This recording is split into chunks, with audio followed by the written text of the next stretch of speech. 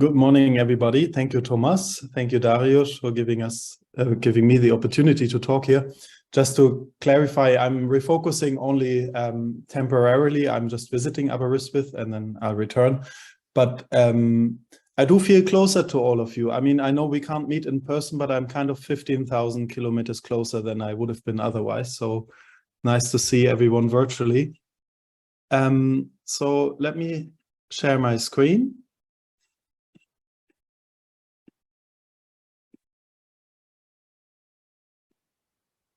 Maybe like this. And can I ask you to confirm that you can see my pointer? Yes. Perfect. Thank you. Okay, so I thought I want to give a slow-paced talk this morning with not too much detail and or with only detail, in fact, and focusing on one specific result, which is very familiar to all of us, and that is the rotating wave approximation. And in fact, you can see by the title that I call this A bound for a rotating wave approximation. There are many different rotating wave approximations, and I will focus on only one in this talk. You will see which one. And this is collaborative work with Paolo Facchi at Bari University, Giovanni Gramegna, who's actually now at Tübingen, sorry, I should have updated this, and with Kazuya Yuasa at Waseda University, who's also in the audience today. And it was actually just published yesterday in Quantum with the slightly strange title, One Bound to Rule Them All from Adiabatic to Zeno, and hence this picture of the ring. And this paper, One Bound to Rule Them All, as the title says already, is a lot more general than the rotating wave approximation. But in today's talk, I really want to only focus on the rotating wave approximation because I think it's so important and also interesting. I should be able to monitor the chat during my talk, and I'm also very happy to be interrupted with questions at any time. So yes, please go ahead. Now, the outline of my talk, I mentioned already that there are more than one rotating wave approximations. I will focus, or I will introduce 3 of them and then specialize on one specific. And for that one, I want to give a little bit of history, which is, I'm not a historian of science, so forgive me if I overlooked some references there. I want to talk to you how the rotating wave approximation is usually taught and how I was taught the rotating wave approximation when I was an undergraduate, and how it is covered in the literature and in other sources such as Wikipedia. And then I will actually try to prove the rotating wave approximation. So what do I mean with proving an approximation? I mean to give a bound for the rotating wave approximation, a bound for the error, such that when a parameter gets large, this error goes to 0. And I will briefly mention some generalizations of this proof and what kind of other things we can prove with it, and conclude. Okay, so let's summarize the 3 most important rotating wave approximations. They are actually everywhere in quantum technology. It's actually, if you open a recent paper, for example, in these transmon qubits, usually they start with the rotating wave approximation when deriving the Hamiltonian. So I think it's better to understand it as well as possible. That was the motivation of this project. Sometimes I feel like my research is mostly me trying to catch up with all the things I didn't understand as an undergraduate. So then the rotating wave approximation was one of them. Now, what has changed since I have been an undergraduate is that nowadays, when you do quantum experiments, very high fidelities are required. So, maybe 20 years ago, you got away with giving some vague indication of quantumness, but nowadays we really want a high fidelity, because in quantum we move from, let's say, a qualitative area to a quantitative area. If we really want to deliver on quantum computation, we really need to put error bounds pretty much on anything. And that is because if you want to apply quantum error correction techniques, you really need to make sure that your errors are in ridiculously small regime. And so it might well be, I mean, of course, decoherence and noise is usually the typical bottleneck, but it might well be that if you make a mistake in your rotating wave approximation and you derive a slightly wrong Hamiltonian, you can get errors just from that. And once we get closer to this regime, we will see these errors more and more. So that's why I think it's interesting to derive bounds. So that's what I'm going to do. So what is the rotating wave approximation? I guess the mantra of the rotating wave approximations is that somehow highly oscillatory terms can be ignored. And there are at least 3 completely different manifestations in quantum physics. And these I want to summarize now. So the first one is probably most common in nuclear magnetic resonance, a field close to the heart also to Thomas. And that is when you treat the fields that interact with your spin systems in a semi-classical way. And there the rotating wave approximation is when you have a system where you are driving your spins with linearly polarized radiation, and you want to approximate that with circularly polarized driving. Okay. Now then there's another rotating wave approximation, which is in the case where you don't treat your fields classically, but you treat your fields quantumly. And so obviously that is important in light matter interactions and in quantum optics. And that is when you start with a quantum Rabi model, which is a decent approximation to the light matter interaction, and you approximate that with Jaynes-Cummings type interaction. So that is a priori completely different type of approximation.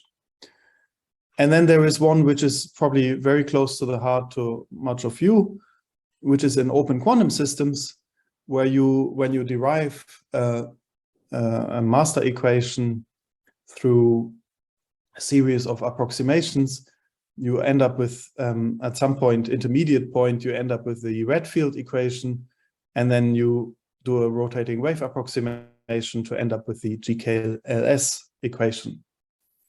But in today's talk, although I think the open system case is also particularly interesting because you can talk about whether you do the rotating wave approximation before or after the trace, and there are some interesting studies about this. In today's talk, I only want to focus on this case here. So the semi-classical case, and that is because in some sense that is the simplest and the oldest case, and we have some results about it.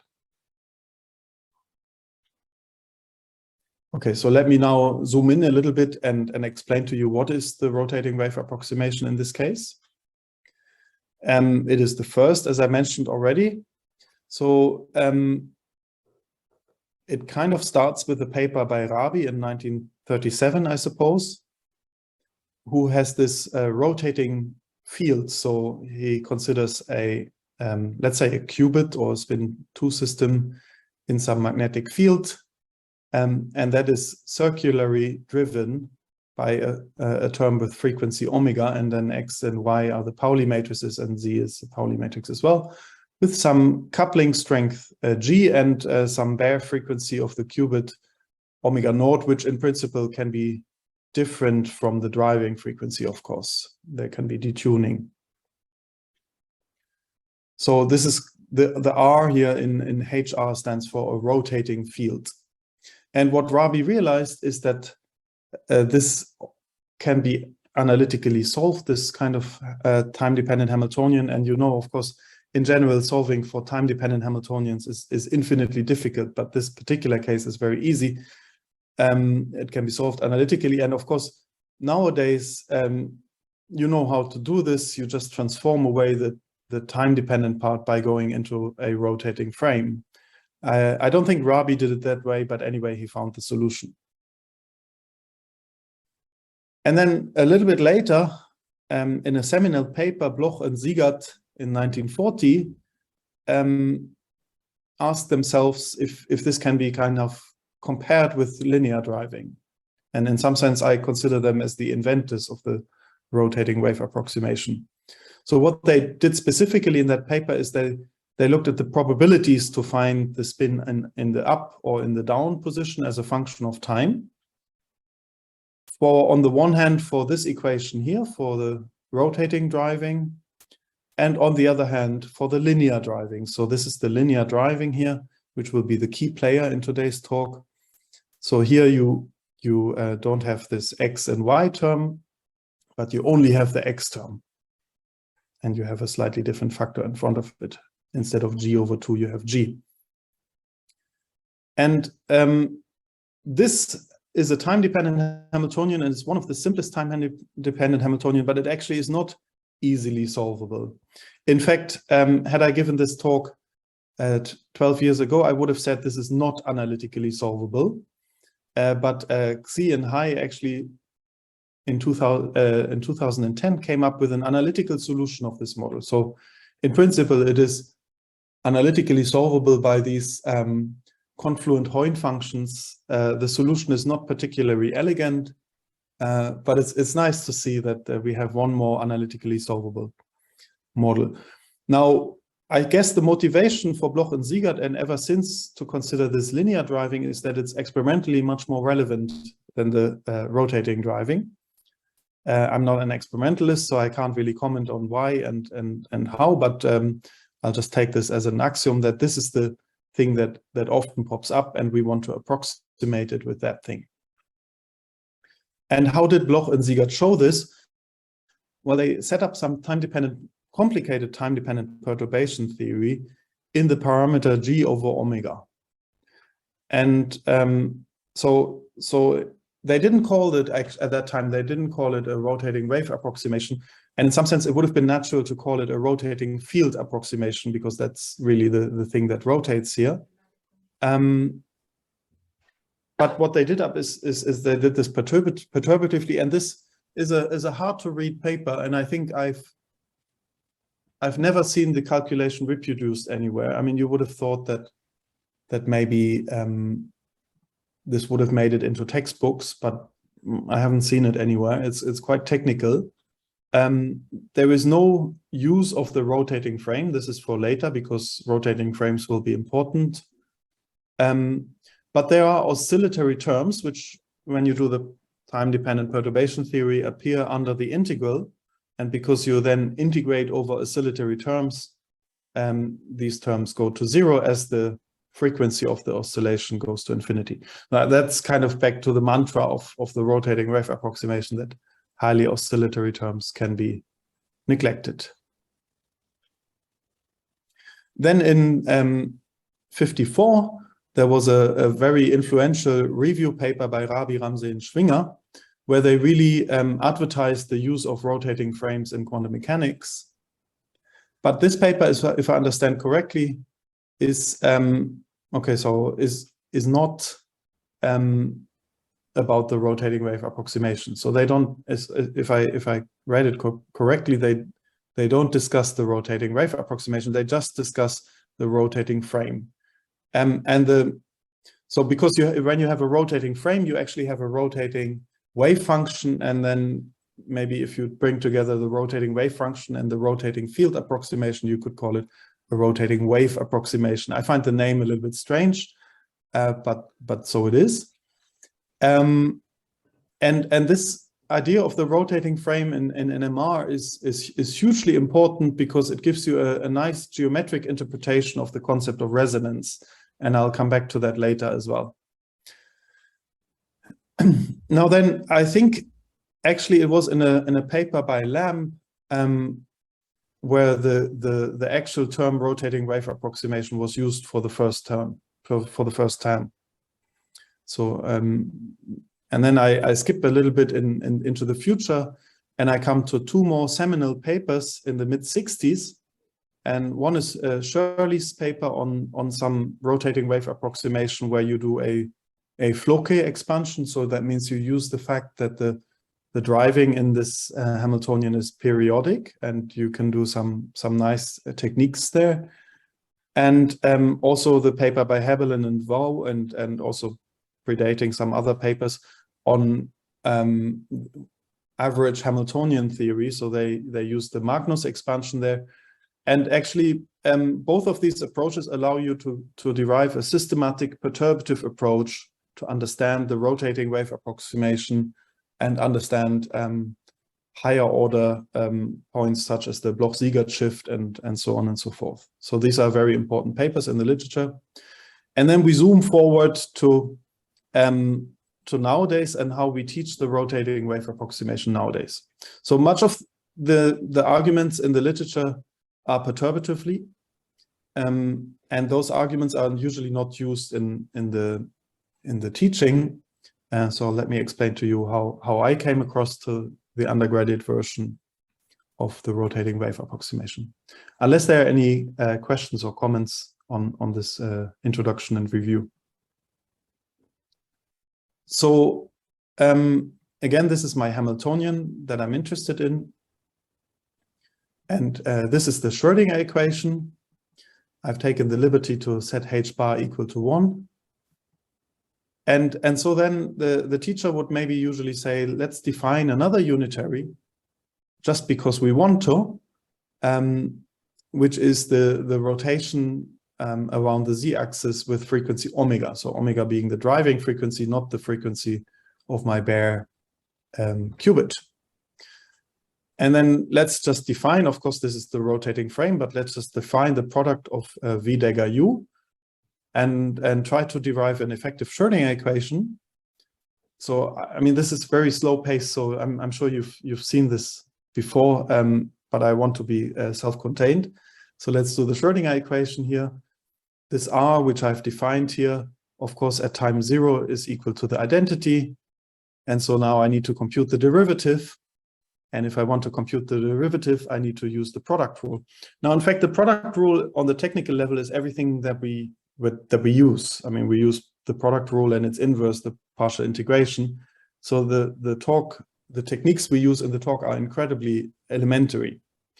So when I do the product rule, I get a term here from the left and I get another term from the right.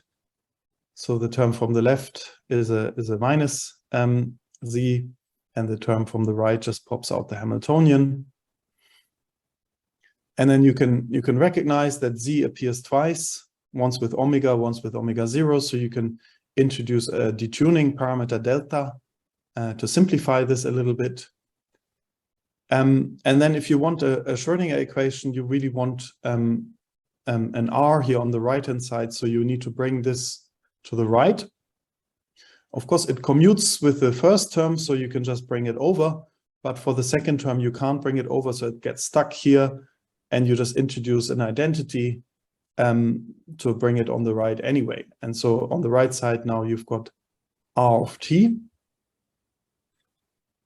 And this can be simplified to this expression here.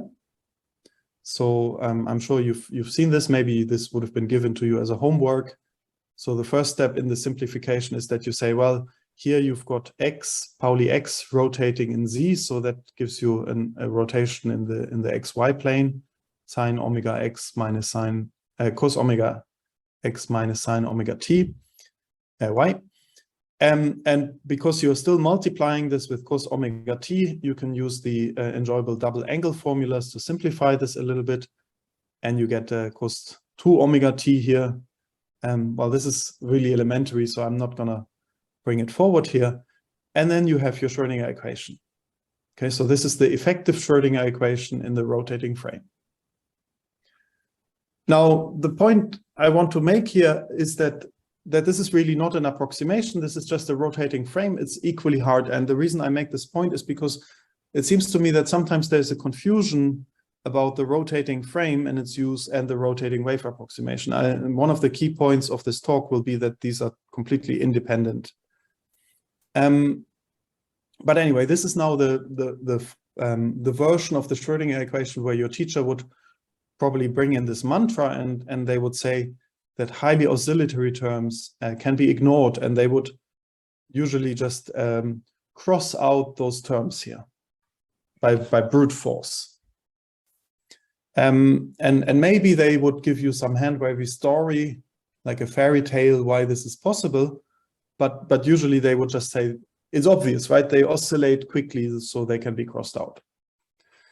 And then maybe you would have replied at that time. I wasn't smart enough to do that, but in hindsight, I'm wondering, you know, these terms are not small. We have a differential equation here, and we have some terms that are not small in norm, not even on average. So why can we just cross them out? I mean, I can understand that we can cross out terms that are small in norm, but why do they disappear if they are oscillating? And also, why did we need to go in the rotating frame in the first place? I mean, if I look at this Hamiltonian here, this term is also highly oscillatory. So why can't I just cross out at this point already? I mean, you can't tell me that the factor 2 here is the important thing. So why can't I do that? And that leads to a completely different Hamiltonian. So I feel like at least in the teaching, there needs to be a clearer answer why you can sometimes cross things out and sometimes you cannot cross things out. And that's kind of what we will answer in this talk. So of course the teacher might have said, well, in the first place, you're not in the correct frame. You're not in the correct rotating frame. And this is the correct rotating frame. And you can only cross out things in the correct rotating frame.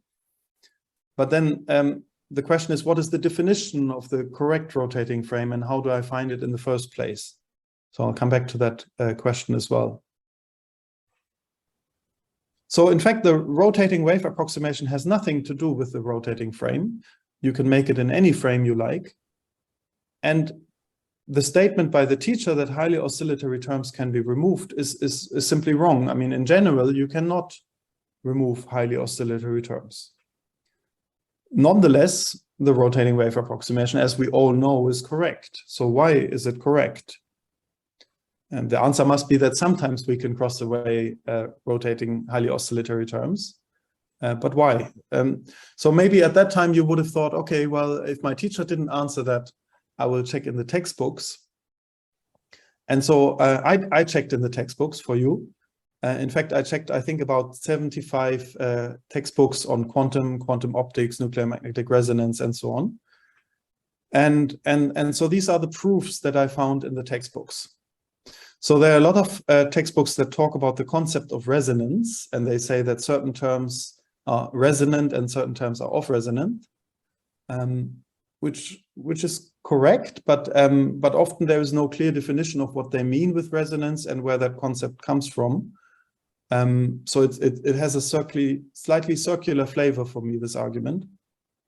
Then there is, let's say, geometric hand waving, usually with elaborate pictures of rotating frames. Allen and Eberle is probably my favorite in that.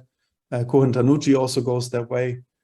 And you can get quite far. For example, in Allen and Eberle, they calculate the Bloch-Siegert shift by first going into one rotating frame and then going into a counter-rotating frame and doing some kind of geometric decomposition.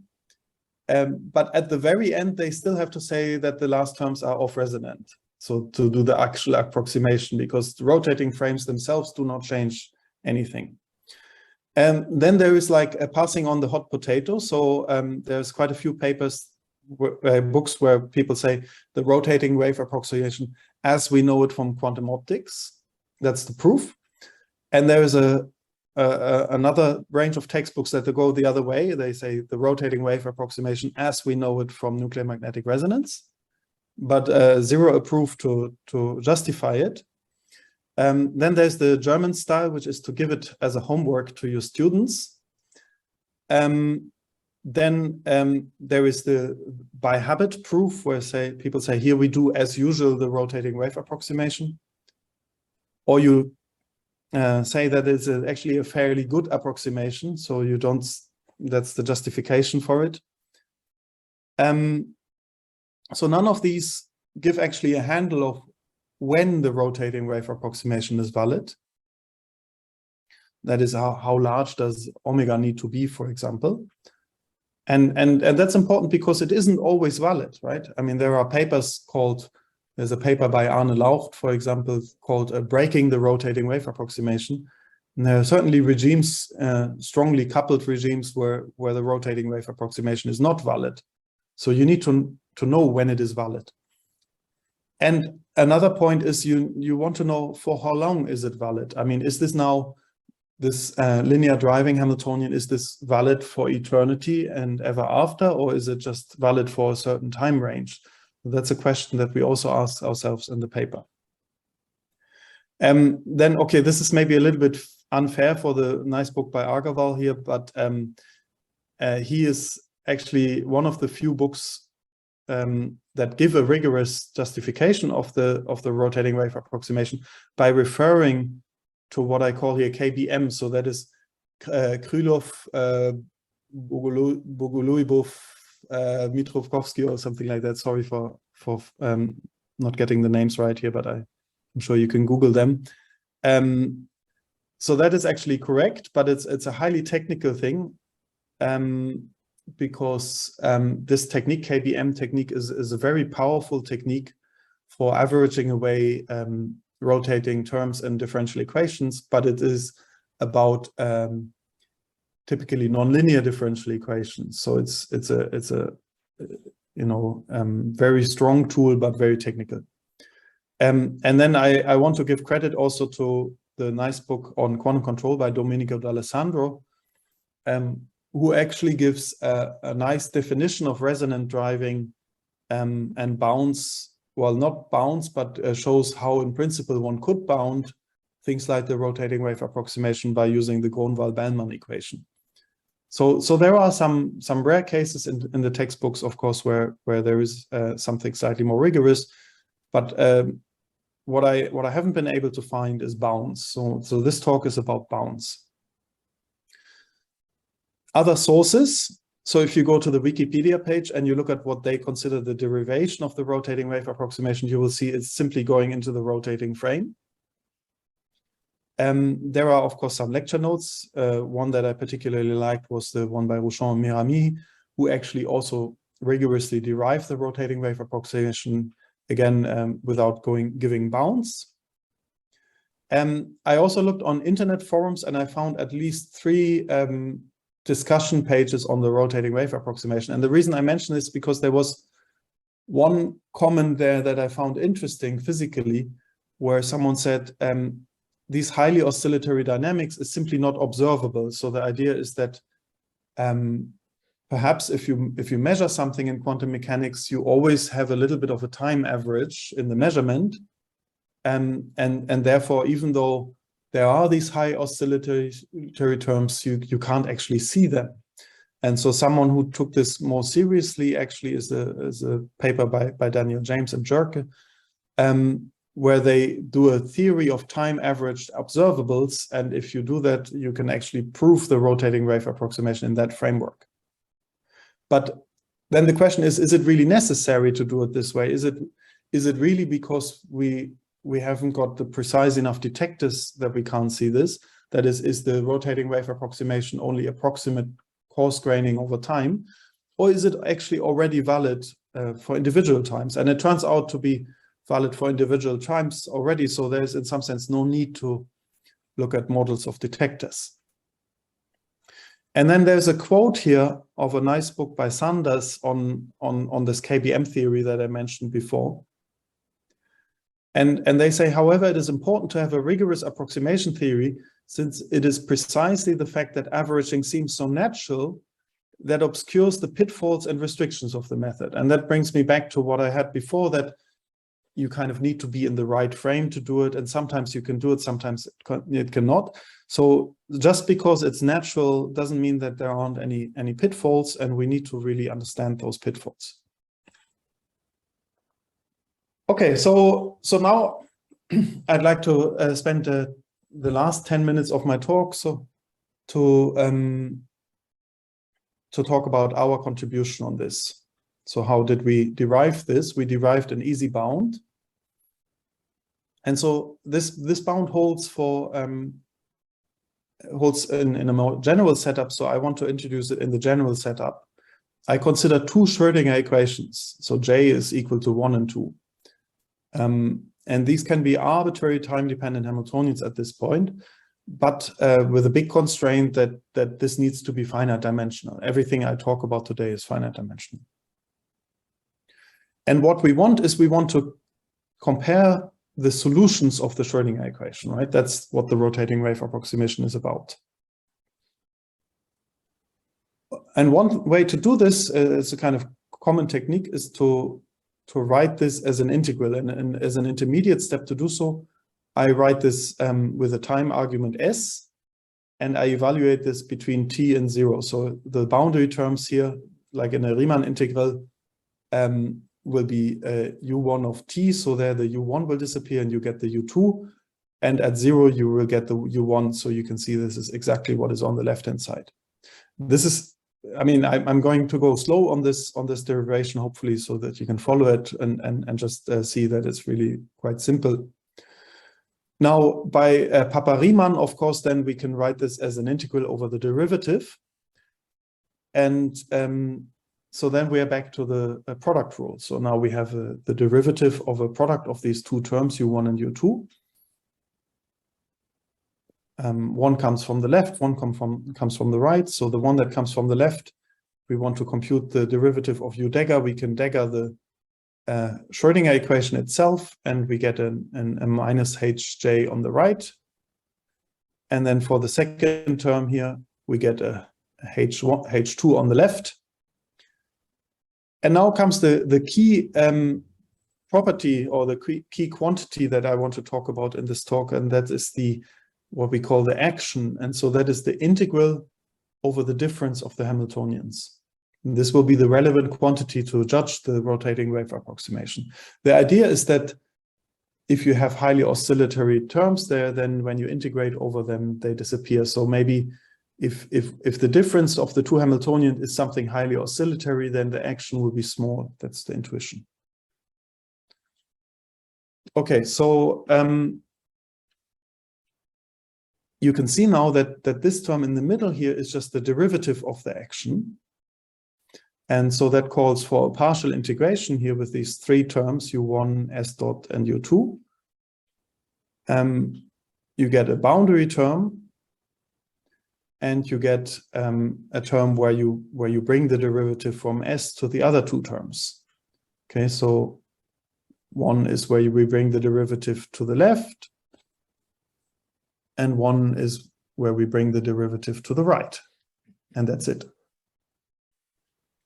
Now, I introduce an I here, so I can use the Schrodinger equation in green, and then I have u1 dagger dot, for example, and I can again use the product rule. So I get something coming from the left, but of course there's already an s, and I get something from the right, and then the s is on the left. Okay, so this is the key equation of this talk, and it relates the difference of the unitaries, which we are interested in, as an equality with something that involves this s of t, this action.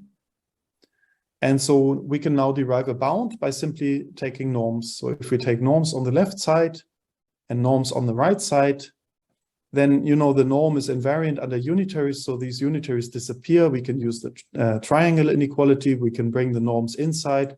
Again, the unitaries disappear. That's important because we don't know them. We can't solve the Schrodinger equation, even in the simplest cases. And we are left with, well, we can bring this s outside of the integral. If we take the supremum, we get a 1 from the first term here. And we are then left with the norm of the Hamiltonian, essentially, and the norm of the other Hamiltonian. So this is the bound that rules them all. So if the action is small, if the s is small, and if the Hamiltonians are bounded, then this difference between the two unitaries becomes small. And this is important because now you really have an average. So you no longer have a differential equation. So in differential equations, it's not so clear how to cross out oscillatory terms. But when you have this integral here, you already have an average, which you can make small. And so now we just need to apply this to the rotating wave approximation. So remember the Hamiltonian, I choose to work in the rotating frame here. As I mentioned before, I don't have to do that, but I choose to do it here. So in the rotating frame, the exact Hamiltonian is like this, and the rotating wave approximated Hamiltonian is like that. So the difference between the two are these cosine and sine terms. When I compute them, you see that the action indeed oscillates quickly. I mean, the integral over the action, the thing that we integrate over oscillates quickly. So when we take the integral of these terms, we get a 1 over omega behavior. And we can actually bound the action as g over 2 times omega. We can also bound the Hamiltonian. This is just elementary stuff, so I won't do it explicitly. You know, this is just a single qubit Hamiltonian. You can bound the norm of it by its eigenvalues and also the norm of the other Hamiltonian. You get these square roots from the eigenvalues. And if you bring these together, you actually get a bound for the rotating wave approximation. So you see that the difference of the evolution of the rotating wave approximation and the true Hamiltonian is bounded by g over omega, roughly speaking. But curiously, there's also a term here that involves time. So the bound that we found this way actually grows in time. So that raises some questions, which I'll come back to in a second. But first, I want to appreciate that this is really the rotating wave approximation. So all I have used is really partial integration and the product rule. So I think this is material that actually can be taught to undergraduates as well. And the rotating wave approximation then is that as omega goes to infinity, this will get arbitrarily good. Of course, we have to be a little bit careful here because remember that delta is omega 0 minus omega. So you don't want that delta scales with omega as well. So you have to keep the detuning constant. Otherwise, you'll have a problem here. This term would grow. And if that's the case, if that's what you're doing, then you find that the error goes to 0. Okay, so in the interest of time, I will skip the generalizations of the rotating wave approximation, but I will just look at it in a numerical example. So this is for the specific case where g is equal to 1, delta is 0, omega is 50, and the total time of evolution is 10. And what I plot here is on the one hand our bound, and on the other hand the actual difference. So of course you have a bound, so it might not be tight. And in fact, the first thing is that it looks like a fairly loose bound, but it at least is a bound. So it's not a perturbative story. We can really compute the quality of the rotating wave approximation with this bound. So as you can see here, our bound as time goes to 0 does not go to 0. And that's because of this first term here. Whereas, of course, the true difference has to go to 0, right? I mean, at time equal to 0, of course, the identity minus identity is 0. Our bound grows in time, and it looks like the actual error does not grow in time. But that's an illusion. So if you extend this plot for very long times, it actually grows in time. And in fact, we can prove, and we do prove in the paper, that if you take the supremum over this error, over all positive times, then it's actually larger than square root of 2. And actually numerically it's actually 2, so it becomes maximal. So the rotating wave approximation is actually not kind of eternal. Okay, so just a couple of remarks, and I want to focus on this last remark here. We could have actually applied this rotating wave approximation in any frame. So this is how it would look like in the original frame. And so you might ask, is there some kind of canonical frame? And in fact, there is. you can always use one of the two unitaries as the canonical frame. And if you do that, it turns out that then the similarity of the unitaries is equivalent to the smallness of this action integral that I defined above. And it's only then that the two are equivalent. So really you can explain the rotating wave approximation by this action integral. However, in most cases, this canonical frame cannot be computed. You don't know U1 of t, you don't know U2 of t, and then it might be useful to find a different frame. And I guess that's when the really hard part starts to find good frames. Okay, I need to jump to the end, so I will just skip this part here.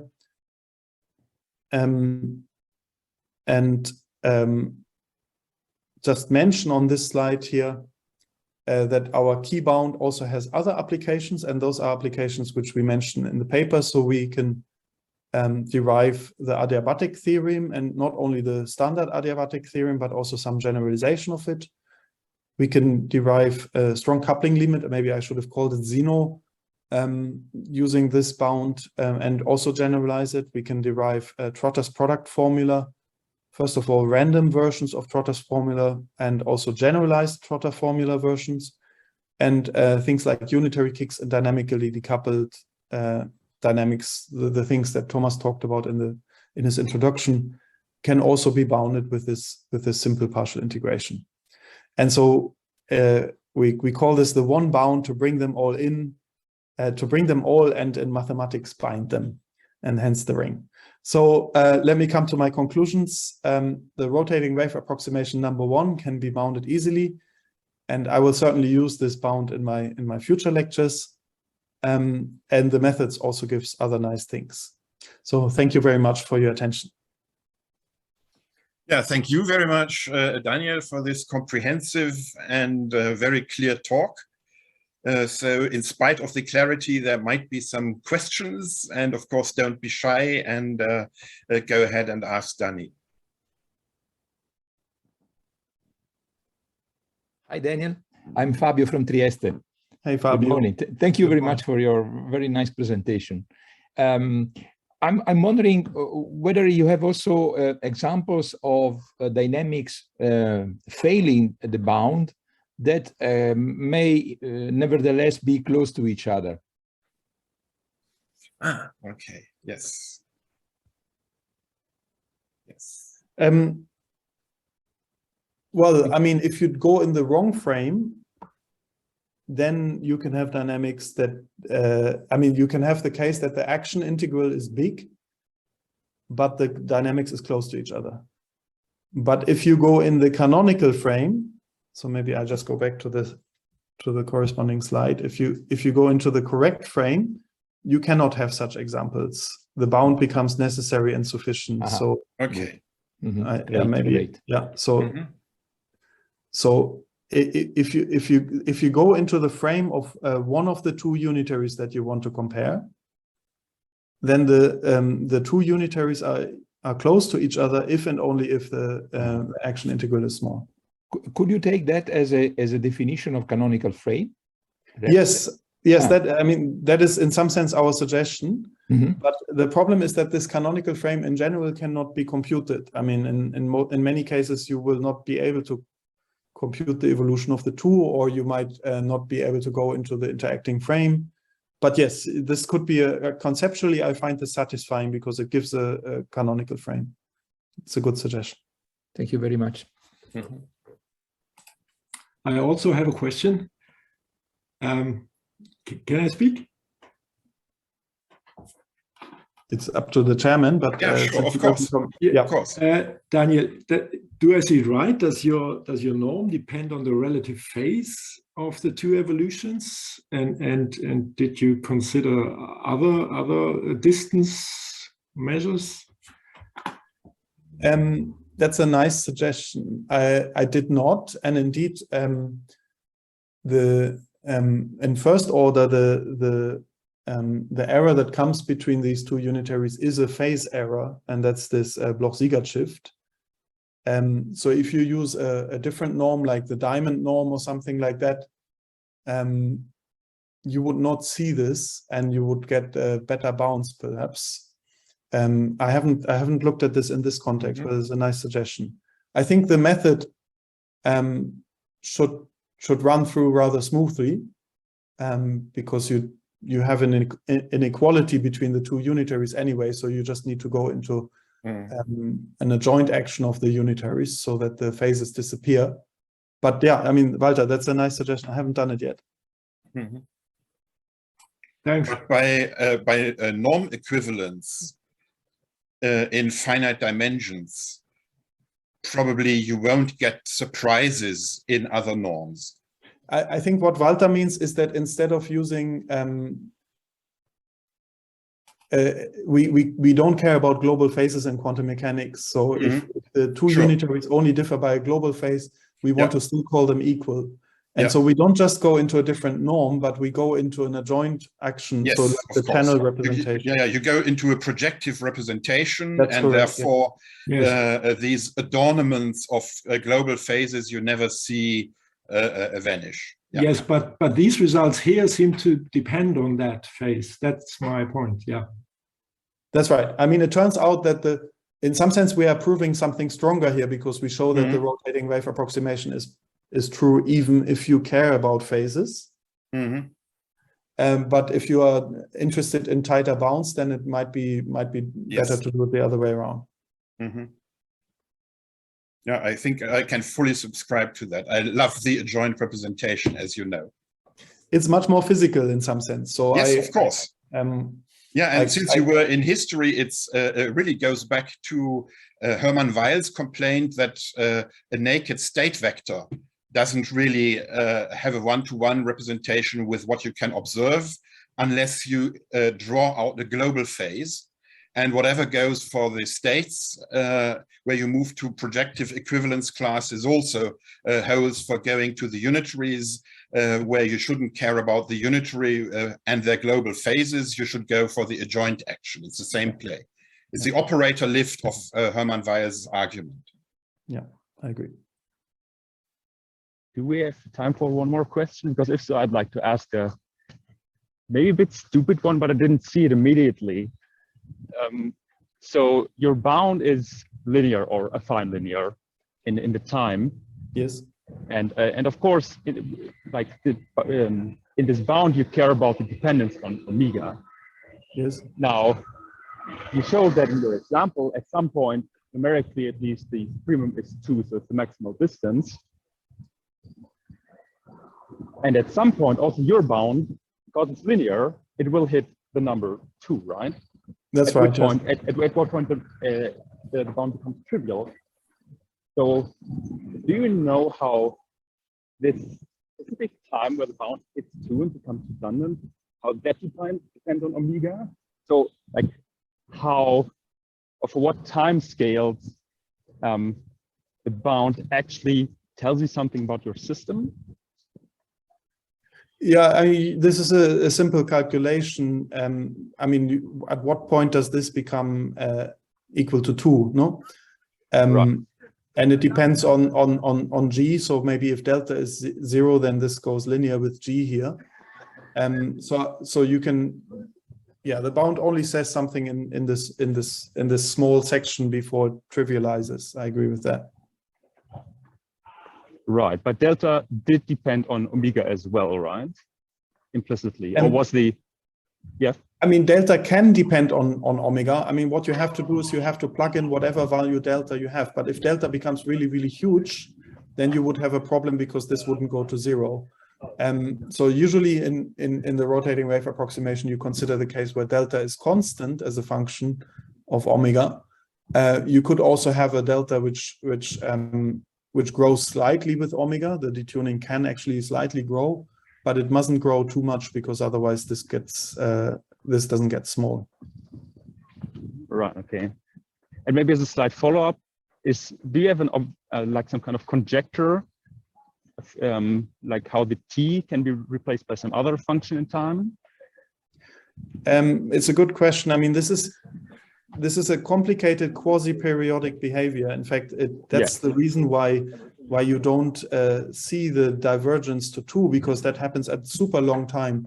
So I guess if one wanted to find a more as a function of time, a more refined bound, one would have to do some kind of Diophantine approximation of the frequencies of the system. But it's not my expertise, so I haven't tried this. It would be nice to get a better handle of the time dependence of the bound. But it sounds complicated and maybe specific to the system as well. Yeah, I see. Thank you. Thank you. Okay. I hope there are no further urgent questions. Thomas, there is a question from Francesco Ciccarello. Okay, yes. Ciao, Maybe Francesco. we can make that the last question, if possible. Okay. Okay. Can you hear me? Yes. Yes. Good to see Hi, you. Daniel. Very nice talk. I liked it. Thank you. And also the review part. Yeah, my concern was about the point at which you started talking about the James Jerker work regarding the detector issue. So my understanding is that rotating wave approximation, in order to work, requires somehow to carry out a sort of coarse graining of time. And I didn't understand. I think I didn't fully understand your criticism on that part. Can you say it again, please? Yeah, I guess my answer here is that you can prove the rotating wave approximation with a coarse graining in time. Mm-hmm. But it is true even without the coarse graining in time. So it's easier to prove it with the coarse graining, but the coarse graining is not really the root cause of the rotating wave approximation. And so it's a nice theory, and it's relevant. You know from their paper that they can also prove other things which are very relevant. But I find for the rotating wave approximation, you are losing information in some sense. You are not giving the correct justification for the rotating wave approximation, because it is, even at a particular time, it is already valid. Okay. Okay. So it's valid. It's valid even beyond the coarse graining. I see. Yes, it is. Okay. Okay. That's fine. Thank you very much. Nice talk. Thank you. Yeah, thank you, Daniel. You really saw that this talk really was hitting resonance. And